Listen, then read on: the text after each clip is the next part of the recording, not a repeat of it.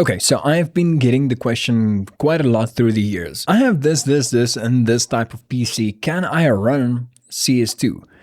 Well, you know what? I'm just gonna come out and answer it for essentially all of you guys. So if that's like any sort of question that you're wondering, or maybe wondering like how much FPS should I be getting in CS2, then well, this video is definitely for you. Let's get into the weird nature of CS2 and FPS. But you know what? It looks kind of boring in here. Let's change that a little bit. All right. So lights are on. Something feels a little bit off though. Editor, can you make this a little bit more cinematic?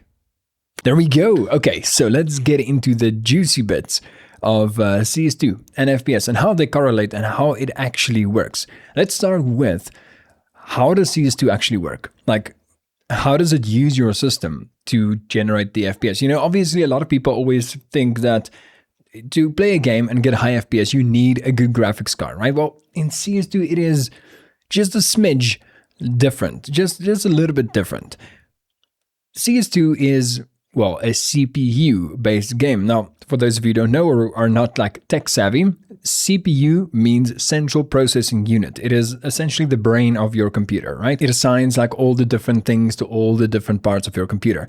If you don't have a good CPU, you're probably not going to get a lot of FPS. Like, I've seen people that have a GTX 1050. It's a really old graphics card at the moment. Not necessarily bad, but compared to what you can get today, it's pretty bad, right? It's like a 4 gigabyte graphics card. Now, I've seen people with the 1050 getting like 150, 180 FPS in CS2, which is a lot. It's a good amount, right? But the thing is, you have to pair that with a good CPU, because this game, it utilizes more of your CPU than your graphics card, or your GPU for short. Do you need the best, top of the line, very expensive CPU? No, luckily not even close. If you're running Intel and you're like an Intel fanboy or just have an Intel lying around, you want something that has the highest possible amount of clock speed. That is the like 2.3 gigahertz, 3.0 gigahertz, 4.5 gigahertz, like the gigahertz number, right?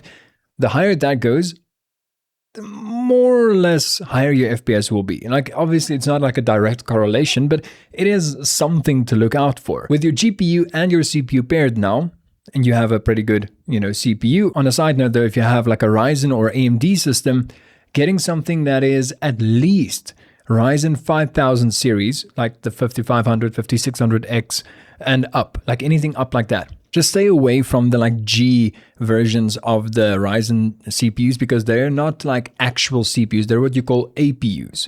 So what that means is the graphics and the CPU, it's baked into one chip. Now, it sounds good on paper, right? But for a game like Counter-Strike, it's not really good, because it draws back some of that CPU power. Like, it kind of holds you back, and you lose a lot of performance in most games that you're going to play. It's still decent enough to play the game on like semi-high FPS, but it's going to be a lot more inconsistent, I would say, right? So try to focus on, like, let's say, for example, the 5600 or the 5600X, something like that. G variants, stay away from them unless you physically don't have a choice. And then lastly, with that, pair that with not like a high amount of RAM, but at least, let's say, 16 gigabytes, just to be on the safe side. Like, you can play the game on 8 gigabytes of RAM, but at the same time, there might be inconsistencies. There might be some struggling, right? So if you can get 16 gigabytes of RAM, now, of course, I know it is obviously a little bit difficult, especially with the RAM shortage that we have right now, but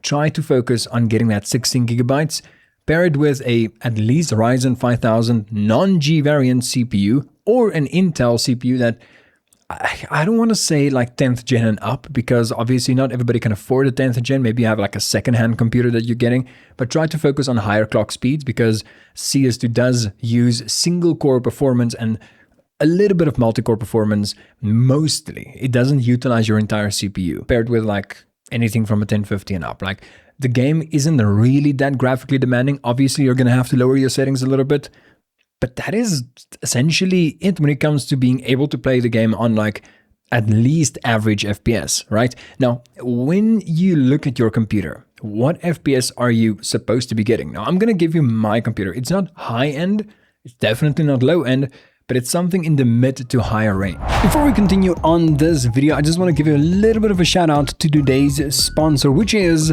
Skin Club. On Skin Club, you can do upgrades, do battles, open cases, and even exchange the skins that you don't want for skins that you actually want. It is a loot box site, of course, so you have to be over 18 to play on Skin Club. And if you don't like Skin Club's cases, you can always create your own with your very own chances and your very own skin. So head on over to Skin Club right now and use my promo code in the link in the description down below and in the comment section for a nice little bonus next time you do a top up. Thank you so much, Skin Club, for sponsoring this video. So I have the Ryzen 9 6900X CPU. It is a fairly decent CPU.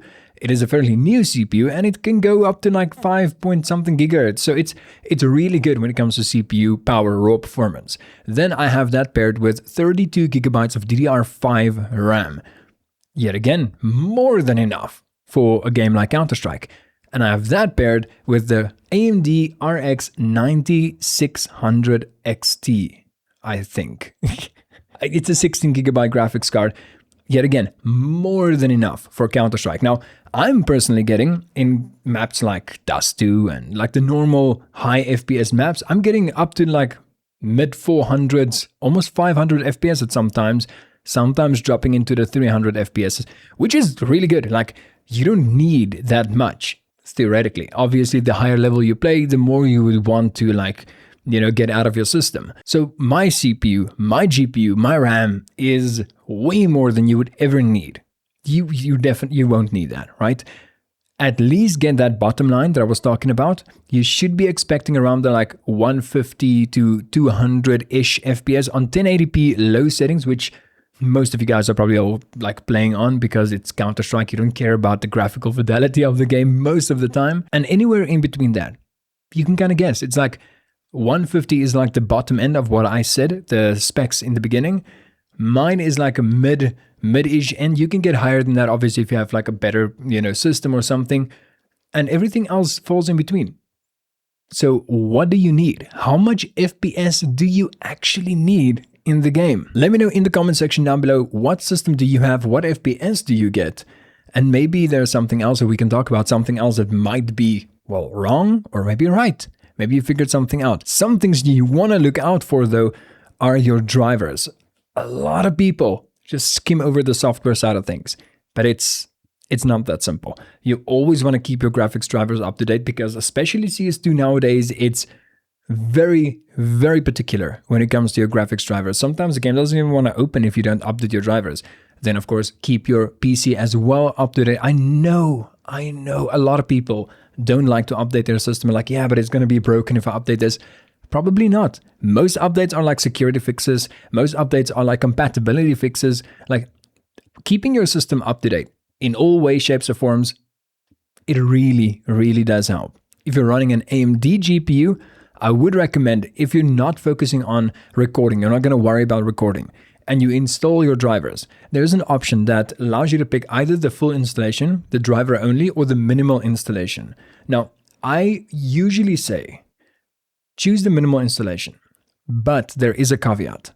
When you have a newer gen AMD system, especially CPU and GPU, both of them AMD, I would say still pick the full version because there's settings that you can activate, something like the, I can't remember the actual name, I'll put it up on screen right now. And when you're having a like AMD and let's say an NVIDIA system, just go for the full install. There are actual optimization videos where you can like optimize your graphics card and stuff for the, you know, most optimal, you know, scenario.